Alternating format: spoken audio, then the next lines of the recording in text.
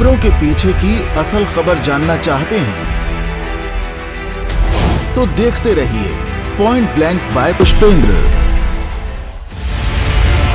भारतीय सेना ने बहादुरी से पीएलए को हमारी टेरिटरी में अतिक्रमण करने से रोका। नमस्कार दोस्तों, एक शायर राहत इंदौरी ने कहा था, सरहदों पर बहुत तनाव है, कुछ पता करो कहीं चुनाव है। भारत में तो चुनाव है नहीं, भारत के चुनाव तो समाप्त हो चुके। लेकिन चीन का क्या करें, जहां के शी जिनपिंग रोजाना नई चुनौतियों का मुकाबला कर रहे हैं, चाहे वो कोविड को लेकर प्रतिबंध हो, बेरोजगारी हो या महंगाई हो। शी जिनपिंग को पहली बार बड़े विरोध प्रदर्शनों का सामना करना पड़ा और सीधे शी जिनपिंग के लिए नारे लगे। ये चीन में अनोखी बात थी। और भी कई मामलों में चीन मुसीबत में फंसा दिखाई देता है। भले ही उसने श्रीलंका, पाकिस्तान, छोटे देशों पे अपने धन के सहारे या अपनी परियोजनाओं के सहारे कब्जा करने की कोशिश की हो ताकि भारत परेशान होता रहे, लेकिन वो शायद अपनी परेशानियों से निपट नहीं पा रहा है। इसलिए चीन ने वही किया जो राहत इंदौरी कह रहे हैं कि अपनी समस्याओं को, अपने नागरिकों का ध्यान भटकाने के लिए फिर से सरहदों पर तनाव पैदा किया जाए। और आखिर चीन ने फिर वही कर दिया।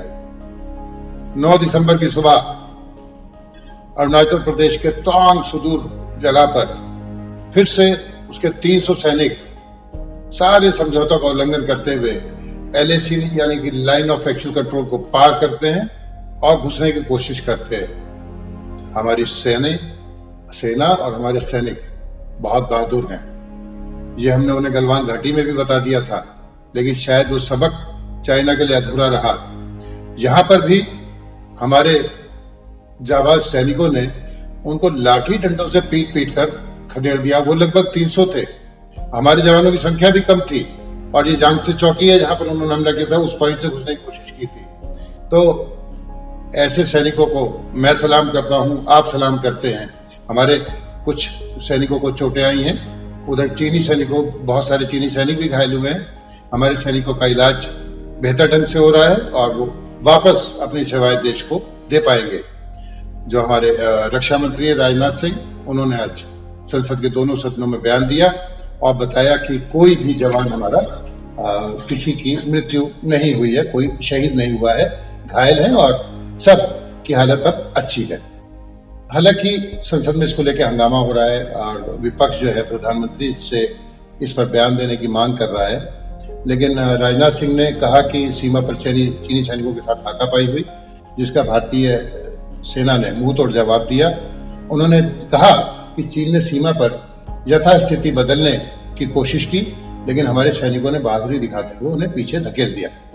इस घटना में कुछ भारतीय सैनिकों की चोटें आई, ये उन्होंने स्वीकार किया है और उन्होंने दावा किया कि सैनिकों, जो चीनी सैनिक हैं, अपने स्थान से पीछे हट गए हैं और PLA ट्रुप ने जो हमला किया और एक तरफा प्रयास किया, इस प्रयास का हमारी सेना ने दृढ़ता के साथ सामना किया।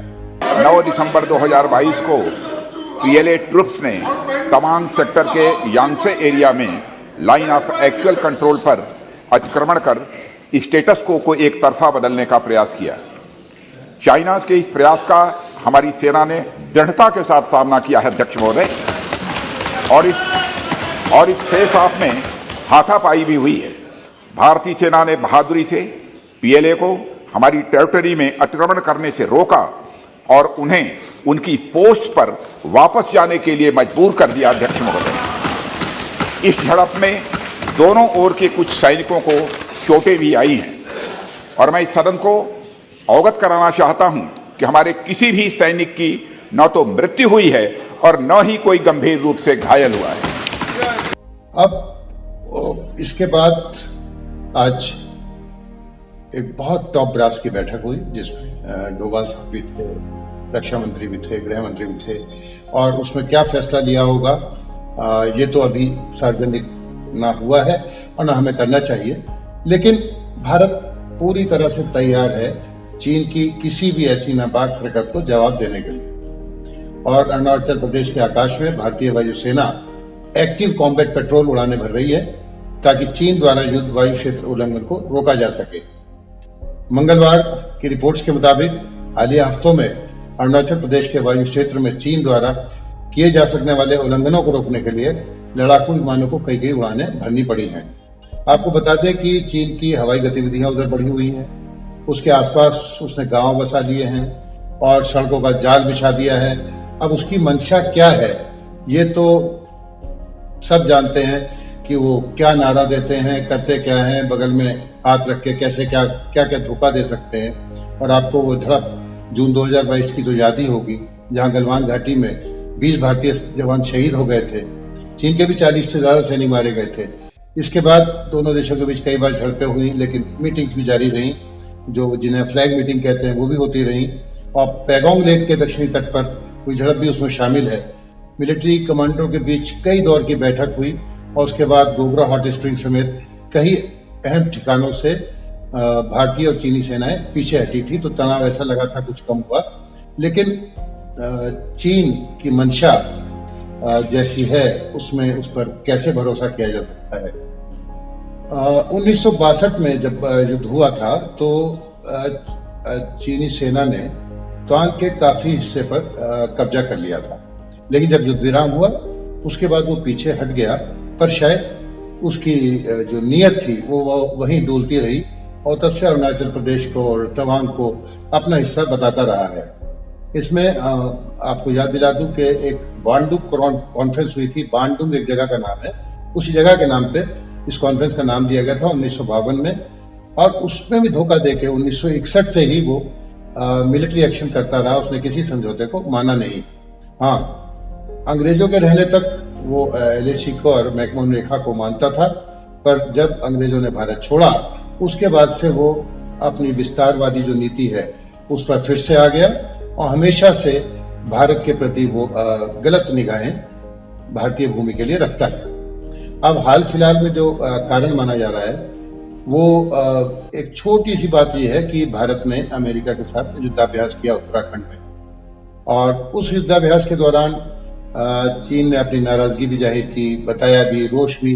अब ये उसका भय था या नाराजगी थी, ये उसने व्यक्त की, तो माना जा रहा है कि शायद ये उसकी प्रतिक्रिया हो सकती है।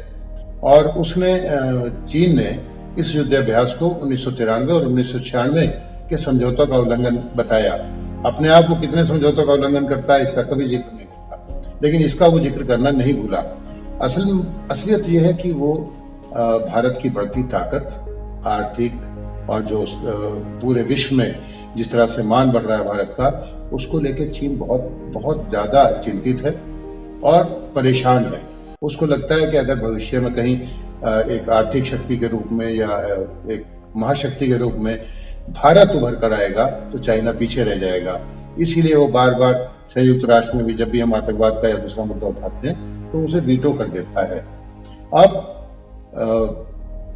एक कारण तो ये है कि वो नाराजगी अप्रत्यक्ष रूप से तो युद्धाभ्यास की बता रहा है, लेकिन वो अमेरिका और भारत के जो रिश्ते प्रगाढ़ होते जा रहे हैं, मजबूत होते जा रहे हैं, उसको लेके वो अंदर से बहुत परेशान है। और फिर इस समय रूस से भी हमारे रिश्ते अच्छे हैं, तो वो उसको लगता है कि भारत बहुत शक्तिशाली बन जाएगा।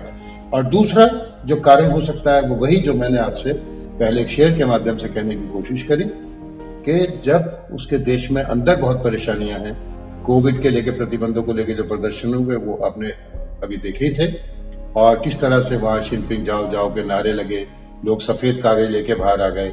वहां चीन में सफेद कागज लेके आने को बहुत बड़ा विरोध प्रदर्शन माना जाता है। वो जो संकेत होते हैं वो बहुत बड़े होते हैं, इसको लेके परेशान है। महंगाई, बेरोजगारी, नए उद्योग न लग पाना, उत्पादन गिर जाना, इन सब बातों से ध्यान हटाने के लिए कहीं शी जिनपिंग ने अरुणाचल की तरफ तो निशाना नहीं साधा। हालांकि इस पर हम और वीडियो बनाने की कोशिश करेंगे, आपसे और जानकारी साझा करेंगे, कुछ रक्षा विशेषज्ञों से और कुछ अन्य विशेषज्ञों से इस संबंध में बात करके हम एक बार फिर मिलेंगे। आपको ये वीडियो कैसा लगा, कृपया अपनी राय जरूर दें, फीडबैक दें, और अगर आपने अभी तक हमारे चैनल को सब्सक्राइब नहीं किया है तो कृपया इसे सब्सक्राइब करें, अपने दोस्तों से इसे साझा करें, और जो सब्सक्राइब का बटन है उसे आप बेल आइकन भी दबा दें ताकि आपको नोटिफिकेशन समय पर मिलते रहे। अगली वीडियो का इंतजार करिएगा। मैं विशेषज्ञों से बात करके फिर दोबारा आपसे रूबरू होऊंगा। तब तक के लिए नमस्कार, धन्यवाद। खबरों के अंदर की खबर, ना काहू से दोस्ती, ना काहू से बैर। सुर्खियों का मतलब क्या है? खबरों के पीछे की असल खबर जानना चाहते हैं तो देखते रहिए पॉइंट ब्लैंक बाय पुष्पेंद्र। क्या सही क्या गलत, फैसला होगा आपका।